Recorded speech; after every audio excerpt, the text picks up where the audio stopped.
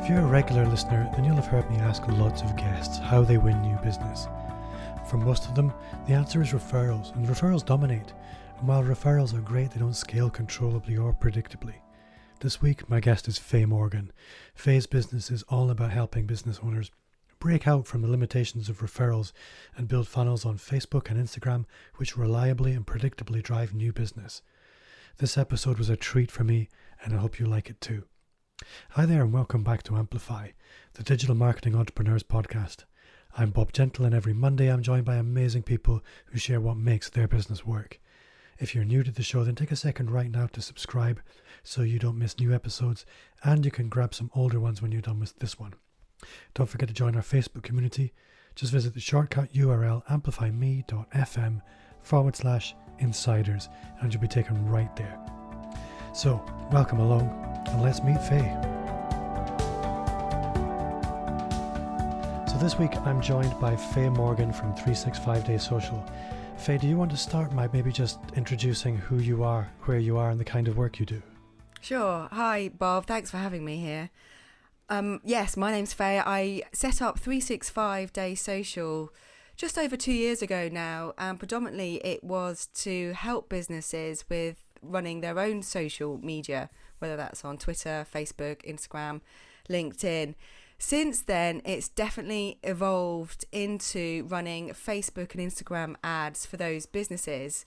I ended up creating more content for businesses, and I was creating content for businesses that were running their own Facebook and Instagram ads, and I wasn't really knowing exactly how the content was working, whether it was being successful or not. I wasn't getting that feedback, and that's why I decided to upskill into running Facebook and Instagram ads, and haven't really looked back since. I think anybody who knows me will probably know that having you on the show today is a bit of a self-indulgence because, and to be fair, it's my podcast, I can do that. One of the things I often ask every guest is, what is it that generates your work? Is it referral based? Is it through outbound sales activity? Is it inbound through your own content marketing? And there's a little special slice off to the side that we very rarely talk about, which is ad generated new business. And the truth is, very few people in digital marketing really generate that much business that way. If you were spending a lot of time on Facebook, you might think most of us generated our work that way.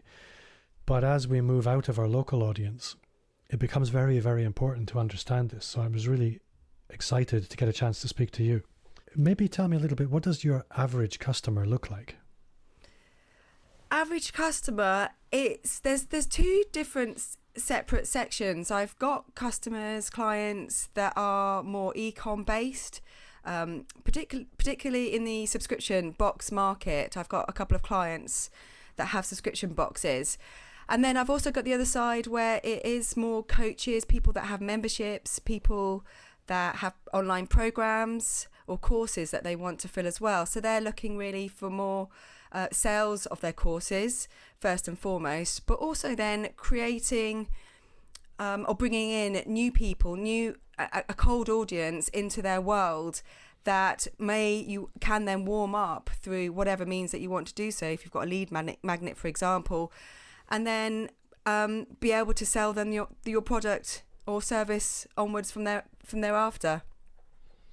So I've played with Facebook ads, and it's quite easy to set up a basic ad, but they're so hit or miss when you're just dabbling.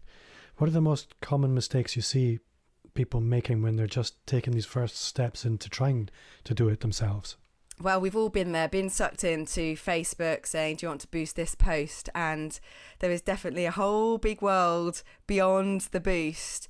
A boost does have its place, but there's so much more that you can do within Ads Manager itself, because you have different audiences that you can set up. For example, there are three main types of audience. You've got a saved audience, so that can be your interest-based audience, as it were. You might target people based on, for example, if it's gardening, well, for even deeper example, my plant subscription box, this particular lady Our target audience might be more of a wellness audience. It might be that it's a gardening audience, or it might be something completely different. You might want to go really quite broad, and it might be more based on whether it's male or female or of a certain age.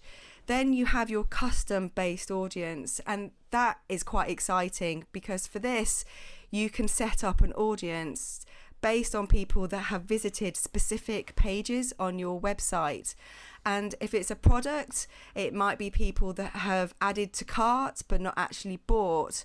So you can retarget those people with a specific ad and bring them back to your website again.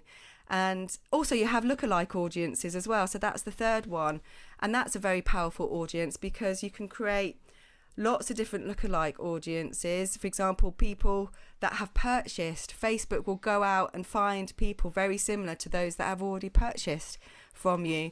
So all those audiences can work really well in bringing in new business, new sales, and new people to your business that might not otherwise have heard about you.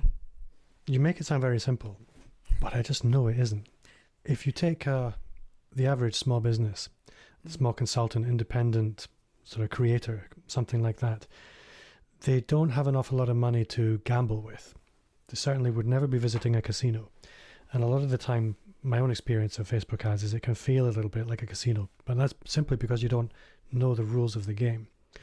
And often when you don't know the rules of the game, you should start with a simple game. So if you take my average audience member, I guess, you can probably extrapolate what that person's situation may be. What would be the baby step one? It is, first of all, to get a pixel onto your website, because that is enabling Facebook to build up data about the people that are interested in your services. So that's vital. So it's getting the base pixel on there, so you're able to start tracking people that are interested. So that's number one. And that isn't that difficult. If people don't know, Facebook pixel is just a series of digits. I think it's about 13 or 14 different digits. And web developers can add that easily to your website. You can get plugins that can add it to your website if you're using WordPress, for example. So that's not a complicated process.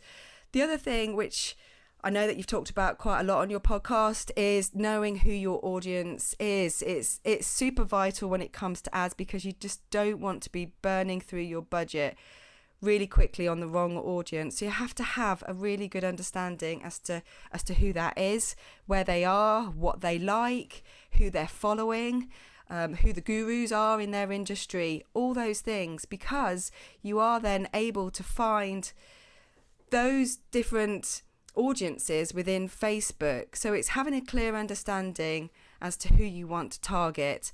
Also, and this I see quite often, people do forget what their objective is. So if it's to sell if it's to sell a product, or if it's to sell a coaching program, people sometimes choose the wrong objective within Facebook, because you are offered lots of different objectives. For example, do you want to create more engagement for your ad? Do you want to get more traffic over to your website? Or do you actually want to get conversions?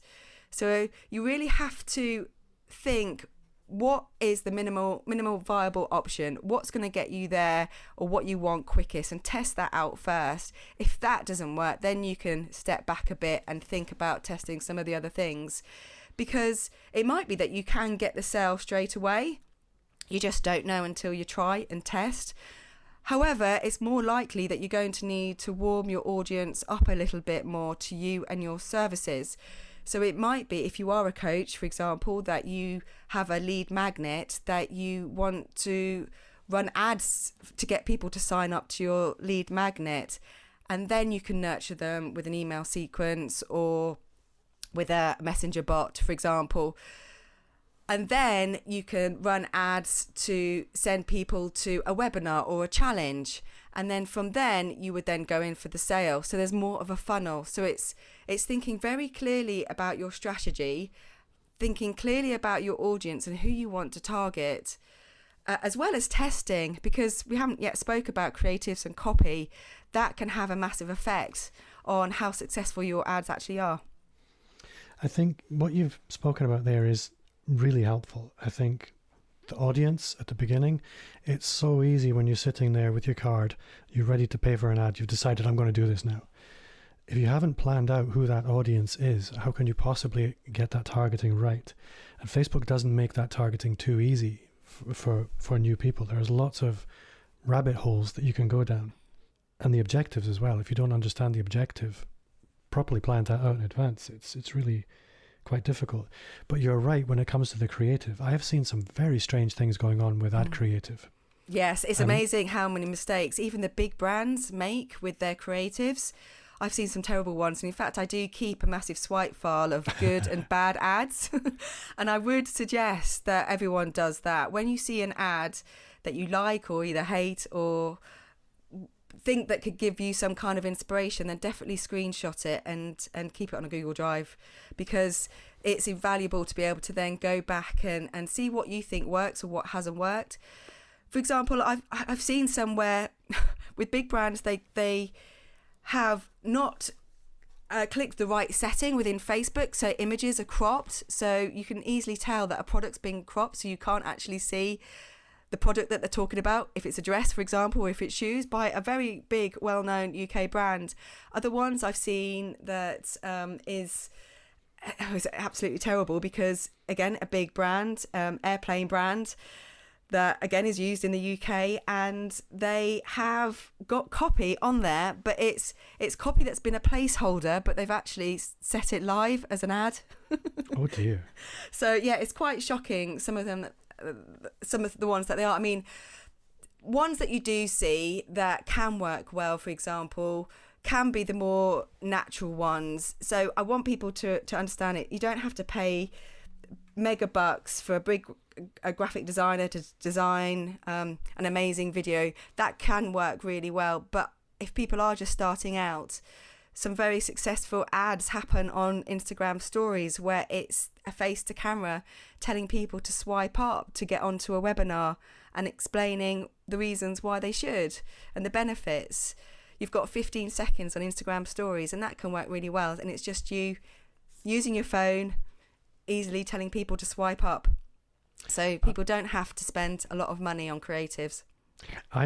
Honestly, I hadn't thought of that swipe up in an Instagram ad. Obviously, if you have an Instagram account with over 10,000 users, you get the swipe up. But I hadn't thought of buying it. That's really clever. Yeah, you can definitely buy the actual significant use of having a swipe up. And yes, if you don't have 10,000 followers, you can do that that's successfully. Really clever. Now, one thing I want to ask you about, again, when it comes back to the ad copy, I have two questions really. Not the ad copy, the ad creative. Where do you stand on the philosophy of the purpose of the ad creative is simply to stop the scroll?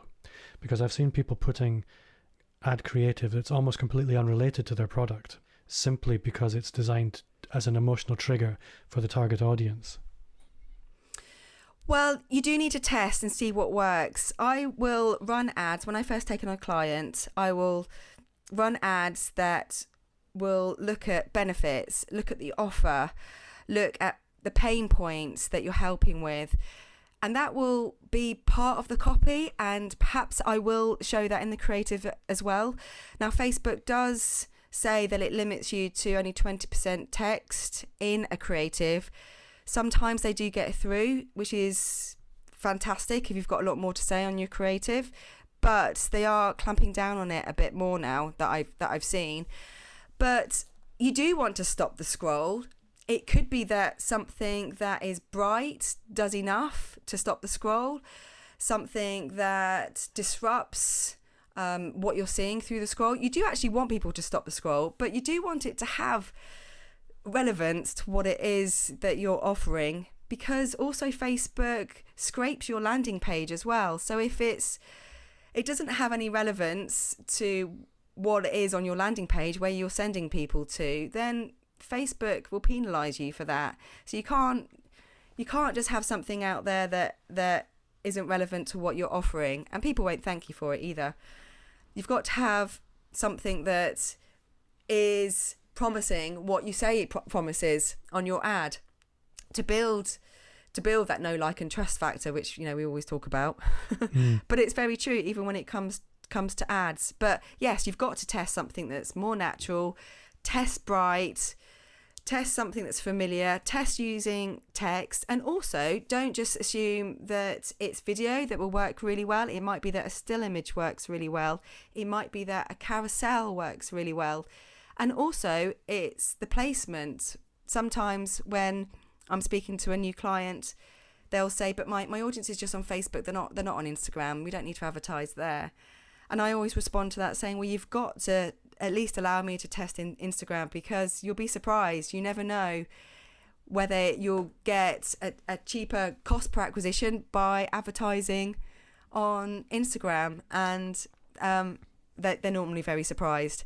And also Instagram stories, so it's not just about the feed, it's about stories, which we've touched on, but people do tend to forget about Instagram stories, and if they think that they can advertise on Instagram stories, they will not create or produce a creative that's specific to Instagram stories. So it's a different dimension, as we all know, to the feed.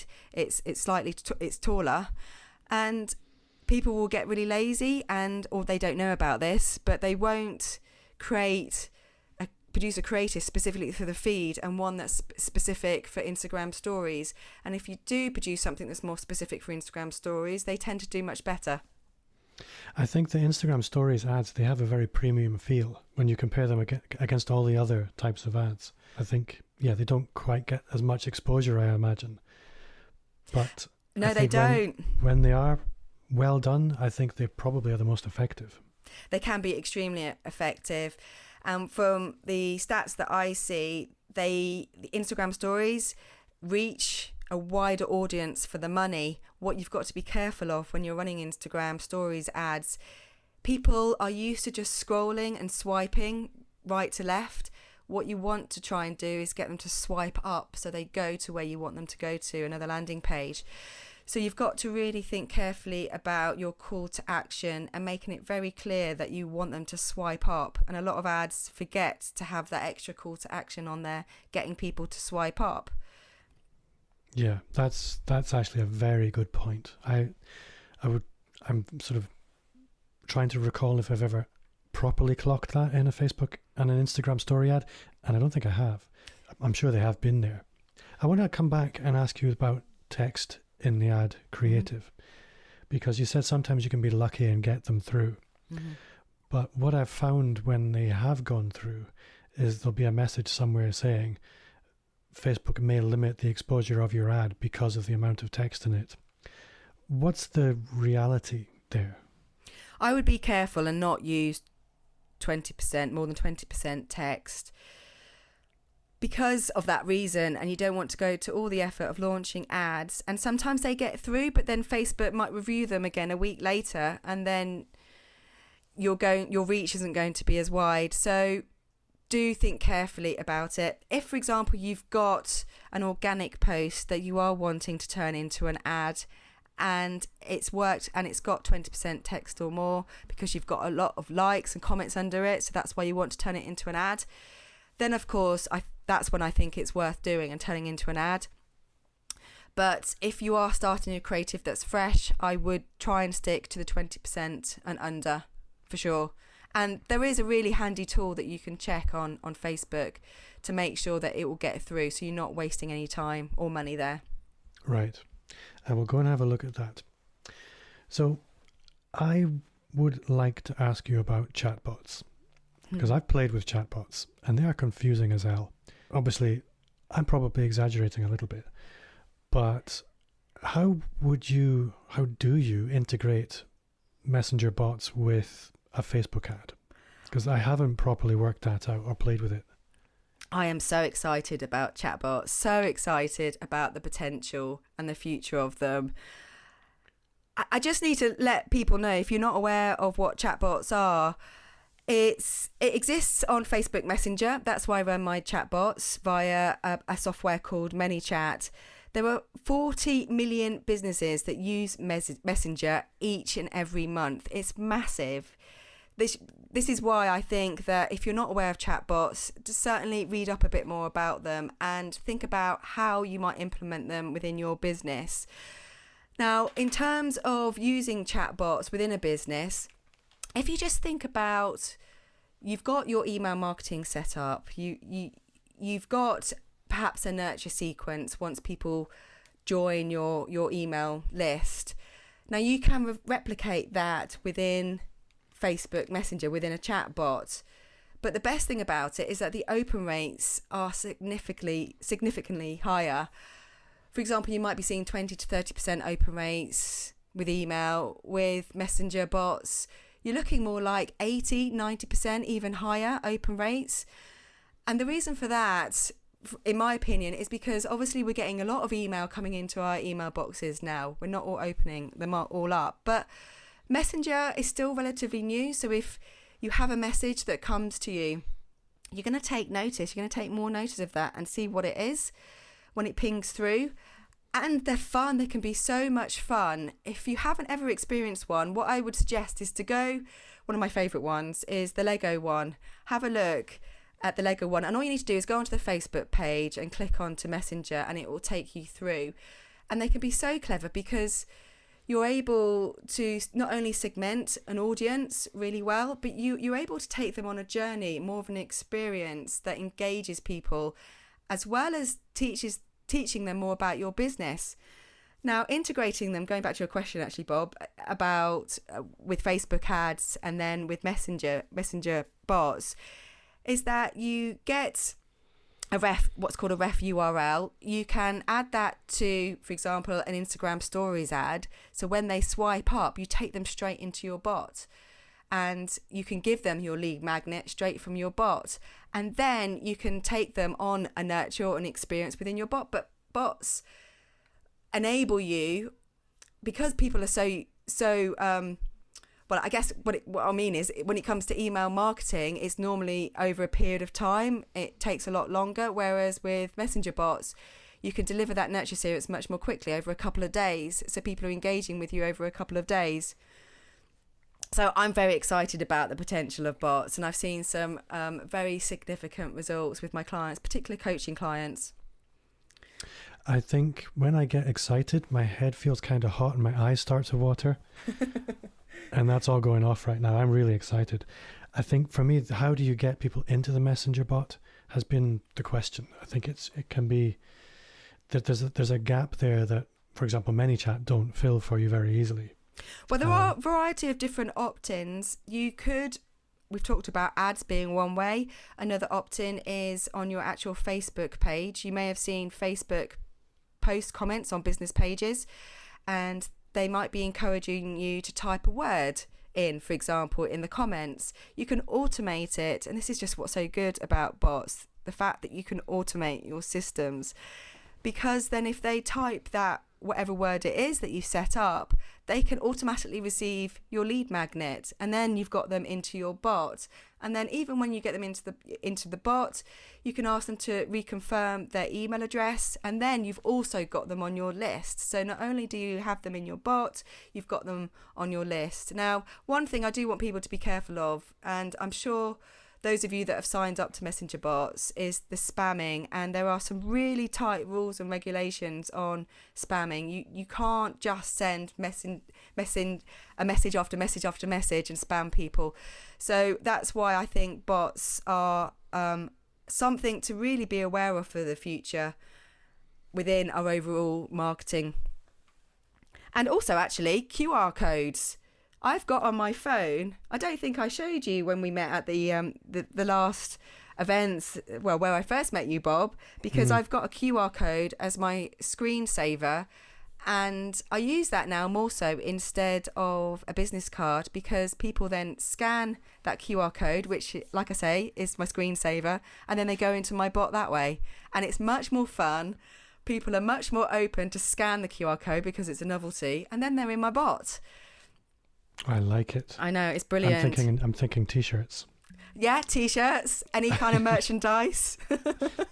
Yeah, no, I really love that idea. Oh, this is so good. I've made pages of notes while we've been speaking. And also on your website, of course. Don't forget your website. You can have links on your website to go into your bots as well. Yeah, I think, like a lot of people, I've experimented with lots of the things that we've discussed. And I think a lot of people skim and they never really go deep on any particular thing. And it's only really when you properly spend the time to integrate a technology like this that it'll start to work for you. And it needs to be strategic and it needs to be thought through. And that's why conversations like this are really helpful. And I'm sure anybody listening is hopefully also making lots of notes. So I would like to look at your business a little bit, if that's all right, because I know you have done for you clients that you work with, but you also have other things, other ways that you deliver value. Can you maybe just walk me through what your product and service offering looks like? Yeah, so I have my one-to-one clients where I run Facebook, Instagram ads and also messenger bots. But I do have another side. I run an Instagram for business course as well. I'm absolutely fascinated by the online world, the teaching world that is just seems to be exploding at the moment. And there was a definite need within my audience of up-leveling Instagram. It kind of is derived from my experience. I used to work in the film industry before I set up my business a couple of years ago. And it's something that I've noticed on social media, and particularly Instagram is what I'm drawn to. But leveling up the creatives and standing out on Instagram has become more important than ever as more people realise the potential with social media, and particular Instagram, in getting people to know about your business, to be able to engage with other people on there.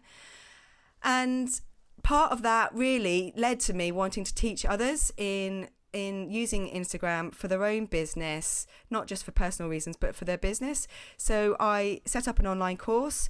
Then that led to people, it was a 6-week course, and that led to people wanting to learn more about Instagram, to have a continuous learning, because as we know, Instagram evolves all the time. New features and updates come out. And so now it wasn't part of my overall business plan, but it was just derived from the need from the course that I set up a membership, and that now covers Facebook and Instagram, organic as well as paid tutorials, templates, learnings, and a community. So that was something, like I say, it wasn't planned. It just happened organically for me. But I absolutely love that side of my business.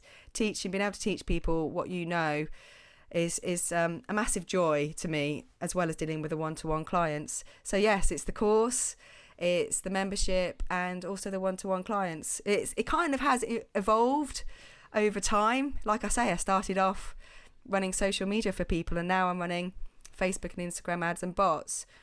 So you just don't know. You sort of have to go with it a little bit, go with the flow, and it's what people are asking you more questions about, what they're needing. Yeah, I think it's only really when you start moving that you discover what the landscape looks like. And a lot of business owners, they get very stuck in doing their thing. They're not really moving around very much. And a lot of the time is when you meet people as well. When I meet people like you, they open my eyes to things that you hadn't seen before. You start to see the world through the lens of other people's eyes. And all kinds of things open up to you. It's on an online world, you can't underestimate the importance of meeting other people who are in your space. It's immensely valuable. I agree, totally agree. That's why I love going to events. I did shy away from networking for a long time, at least the first year, because I was just so shy about meeting people face to face. But I can't tell you how beneficial it's been for me for going out to events and meeting people and learning from other people, and just the sociable aspect of it all. Because I work myself, I work at home, and just being able to meet people in real life is really nice. Getting away from my four walls here. Yeah. On my screen. I would like to ask you a little bit more about the membership site, because I think for a lot of consultants who are on the digital marketing spectrum, or people who are experts in anything, to be honest, a membership site is a big leap. And I'm curious to know, you said it just kind of evolved, but a membership site is a big commitment from you. It's a large investment to actually produce it. Although I think yours is on Kajabi, so really you just got to pay your money. But because it's a big investment, there must have been some demand there. And what were the sort of precursors to you saying, okay, I need to do this now? It was derived really from the course, because the people that were on my course didn't want it to end. There was a lovely community that had been built where they were supporting one another. Even though some of them were in a very similar niche, offering a similar service, it was that support that I think everyone really enjoyed, as well as the knowledge, as well as keeping up to date with all the changes that can happen within social media. And I asked the audience if that was something that they would be interested in if I was to continue with this. And I thought, well, I could just stick to Instagram. I could create a membership just based around Instagram. But with my experience with Facebook as well, with ads, I knew that I could offer something on a more consistent, ongoing basis. And that's what I wanted. I just didn't want to run a membership for 6 months. I wanted this to be something that can continue for however long it would be needed, and I could build up and scale to be bigger and to enjoy, because I really enjoy learning myself.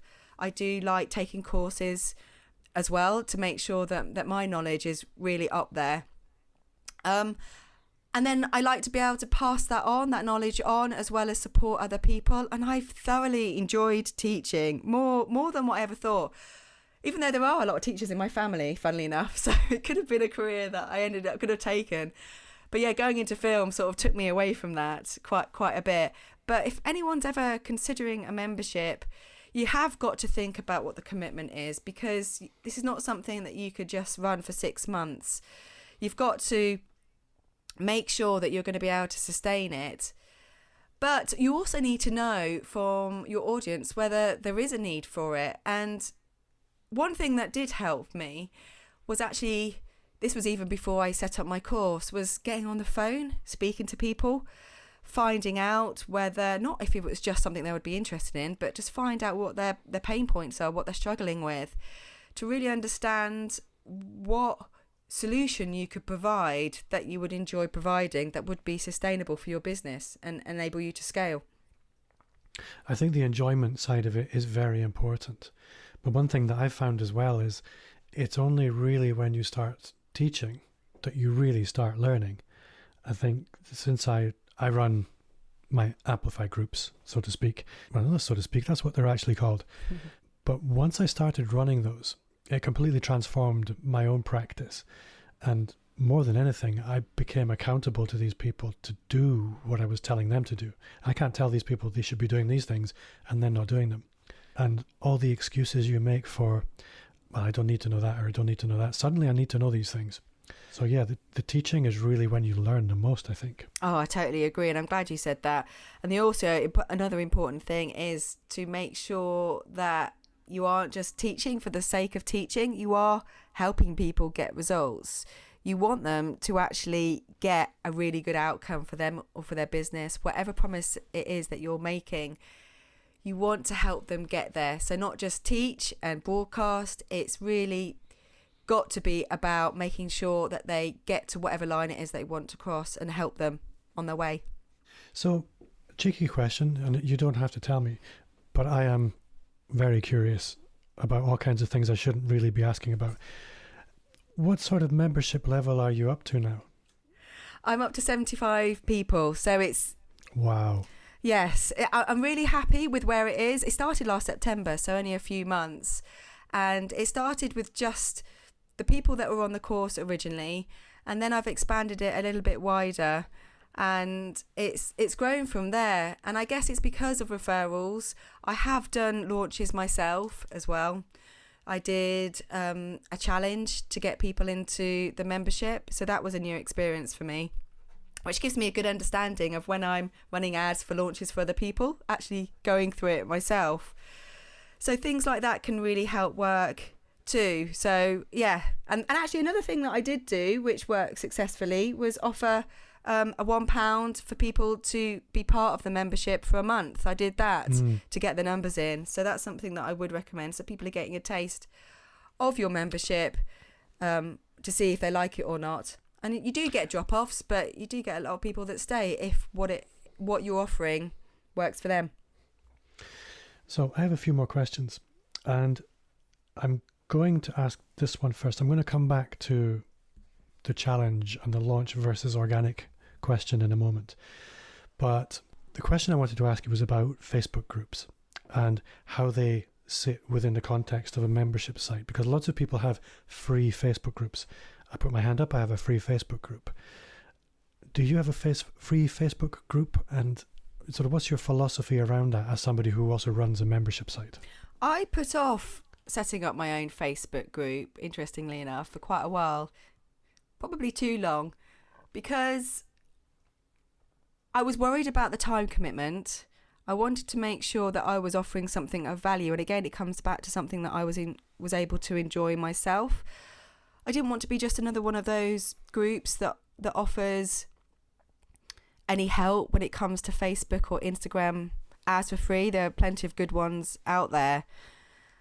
So what I needed to think about was something that my audience would need, something that I would enjoy. So I did set one up middle of last year called .play, and I wanted it to be a space where I could share interesting creatives of Facebook and Instagram ads that I'd seen, as well as organic social media, because I thought that would be quite an easy way to run a group, because I'm always, like I say, keeping a swipe file of fun things that I see, and I could share them.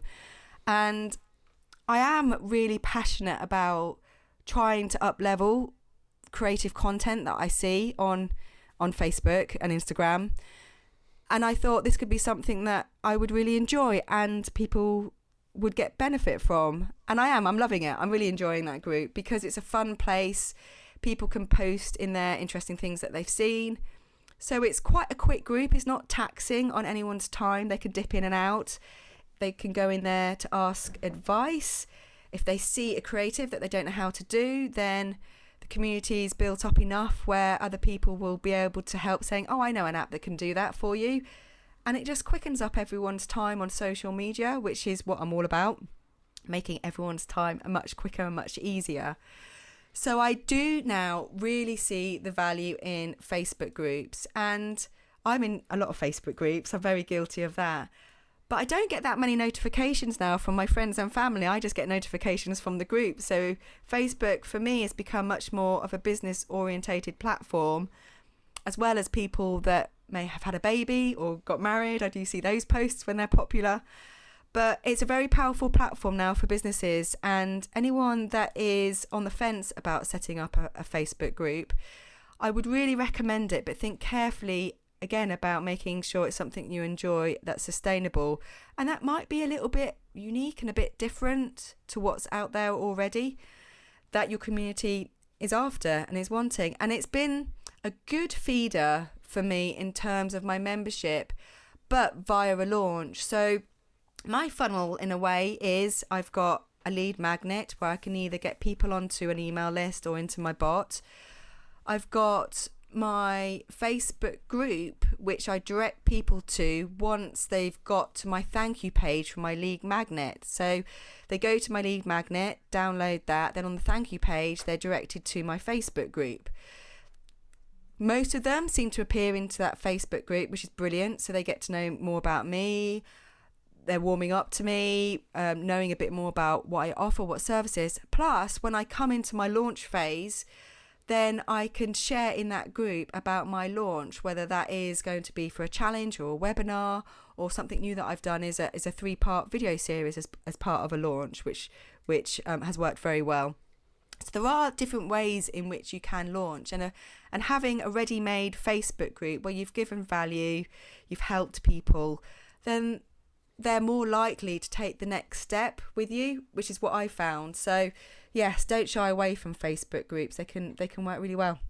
I think I'd also like to understand the challenge concept. Can you maybe, for anybody that has never run a challenge or participated in one, just explain what the mechanics of that are?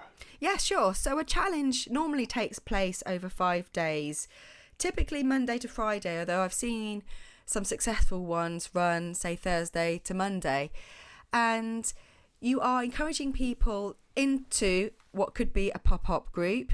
If you haven't yet got a Facebook group, then it can be a great way to build a Facebook group really quickly. Now, what I've done, and I've done on behalf of clients, is run ads to encourage people to join that challenge, which starts on a particular day. So say, for example, it's the Monday. And the idea is that you're giving them small steps over each day, Monday, Tuesday, Wednesday, Thursday, Friday. And then on the Friday, you might then have more of a webinar, or you might go live and tell people about your offering, and then that offer will lead people into your membership or into your course or whatever it is that you're wanting to sell. So it's just another step. So rather than going from a completely cold audience to buying your membership, you're getting them into a challenge where you're showing your expertise, they're getting to know more about you, and they're getting to trust you a lot more over those 5 days.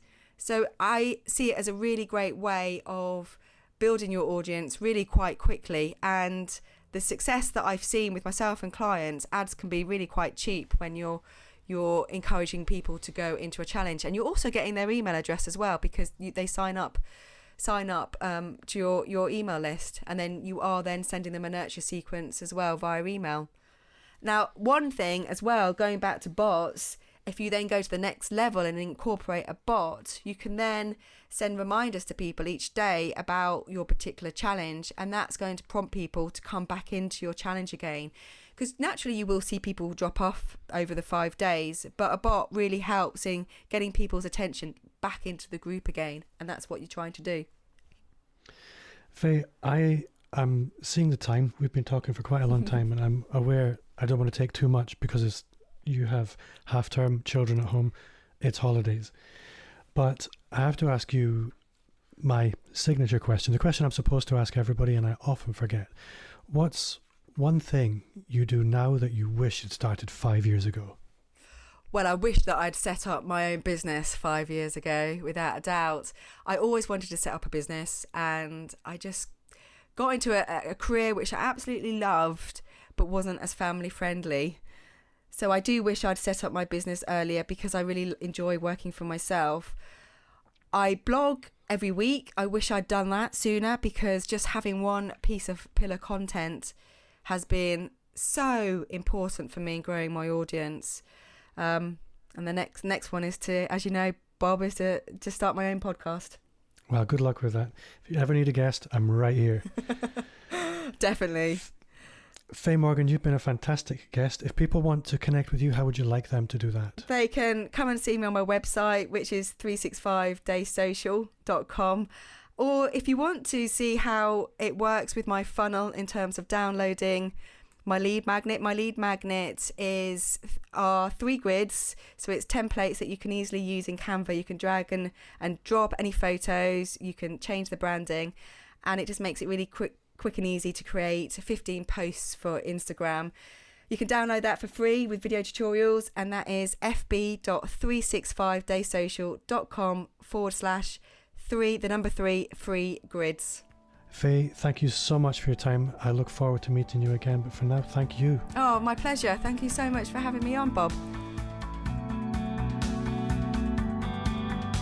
The Facebook Ads Manager is intimidating, but like anything else, it can be learned.